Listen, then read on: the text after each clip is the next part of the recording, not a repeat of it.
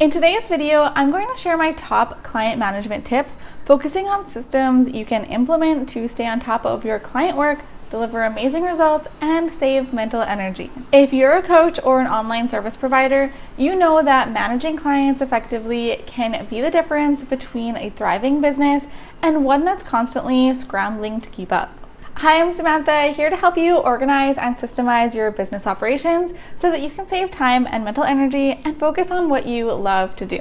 As someone who's been in the thick of it, juggling multiple clients while trying to scale my business, I understand the struggle. There was a time when my inbox was overflowing, I missed deadlines, and I was constantly stressed out because I didn't have the right systems in place. But once I started using the strategies I'm about to share with you, everything changed. My business became more organized, my clients were happier, and I felt more in control. Managing clients on an ongoing basis isn't just about delivering results. It's about building and maintaining strong relationships. This involves regular check-ins, updating your clients on progress, addressing their questions and concerns promptly, delivering milestones on time, and gathering feedback to continually improve your services. For example, let's say you are a business coach.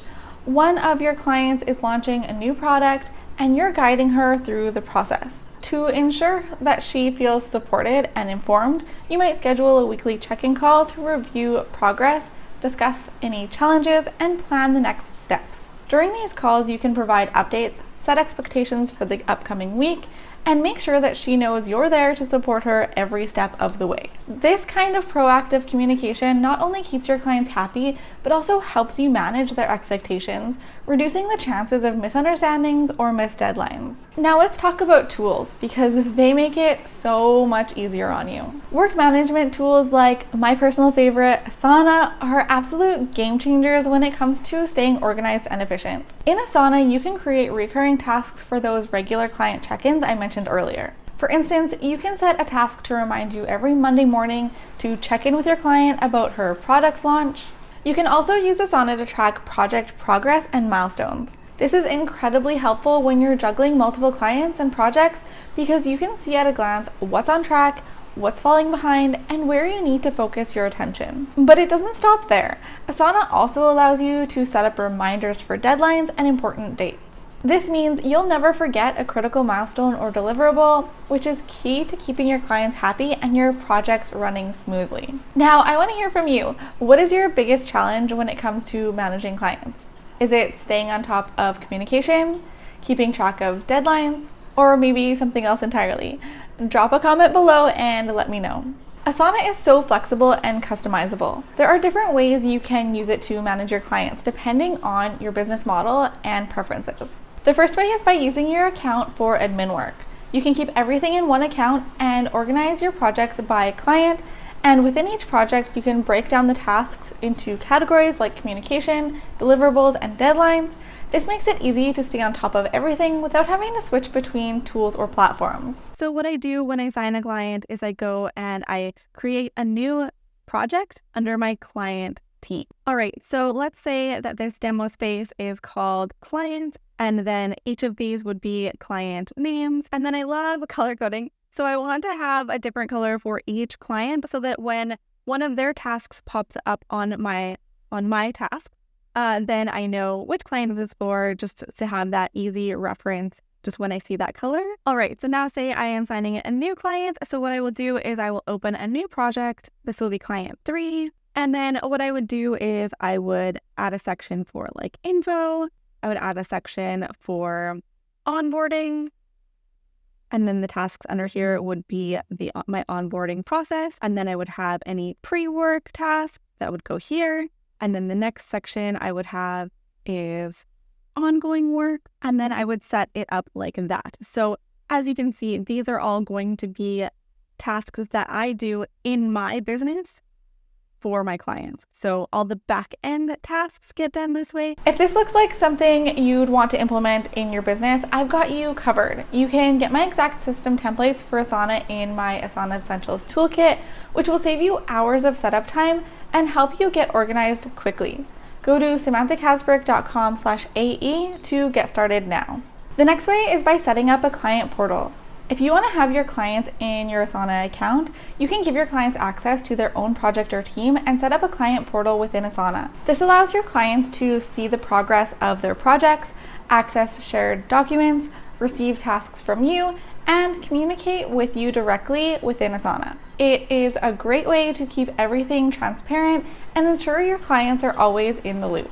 So there's a couple ways that you can do this. You can either set your clients up in their own separate teams or in their projects within a team. So for example, if I was going to set them up as projects within a team, then we would use this demo space as my clients, or even client portal might be better depending what else you have going on in here. You might have other client projects that you don't invite your clients to for like the admin work and things like that. So this would be your client portal, and then you would add your clients to the team as separate clients. So this would be client one, and you would create this project, and then you would also have your client two, and then you'll see that all of your clients are underneath your client portal. So then once you have that set up and you include any tasks that you want to include in here, you can invite them into this project.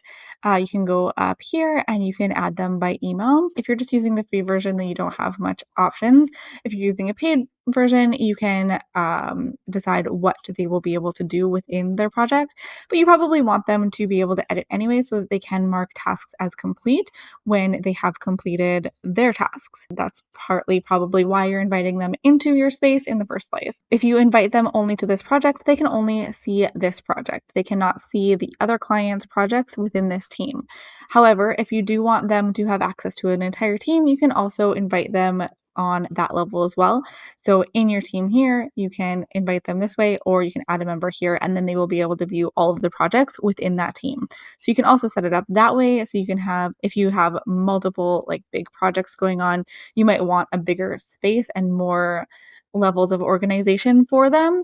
And so in that case, you might want to set up a team for them. So then maybe this would be client one, and here you could have, you know, whatever your projects are. So maybe if you're a nutrition coach, you could separate it by nutrition. Oops, that's not how you spell nutrition. You can separate it by like nutrition specific and fitness specific, for example. So now this works really well if they don't have access to their own account and they don't feel that they have a need for it. So it can work really well for business to consumer businesses, such as a health coach, which is why I gave that example, because consumers likely don't use Asana like we business owners do. I mean, some do, but it's not as common for sure. And so on a free account, you can invite up to 15 free guests. So that's likely enough for most businesses, unless you want them to have continued access after their time with you is complete. But in that case, you can always upgrade to a paid account, and on paid accounts, you have unlimited free guests. So this is a really great option if you find this useful for you and you want to invite your clients into your client account. The third way is by switching between accounts. So alternatively, if you're invited as a guest in your client's Asana accounts, you can easily switch between your account and theirs throughout the day. This is especially helpful if you're managing multiple clients who also use Asana for their businesses. You can keep your work organized in your account while still being able to collaborate directly with your clients in their accounts. So I access my client's accounts in separate tabs. You can see the tabs up here. So this is how you do that. What you will do is you will click on this down arrow where your image appears here. So then you will see all of your clients here as well as your account, and you'll see that you are currently in your account with this check mark here.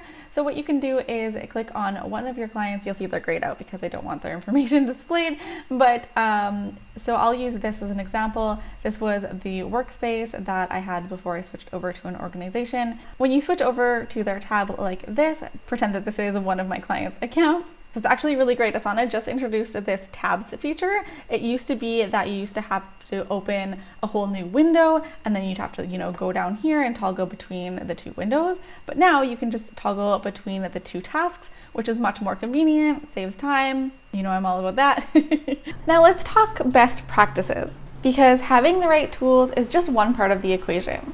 So maintaining strong client management also requires good habits and consistent practices. Keeping all client communications and documents organized is really important. So make sure everything related to your client work, emails, notes, contracts, feedback, is all stored in one place. Asana is great for this because you can attach documents directly to tasks, keep communication threads organized, integrate with your email, and ensure that all relevant information is easily accessible. Next, regularly review and update your projects.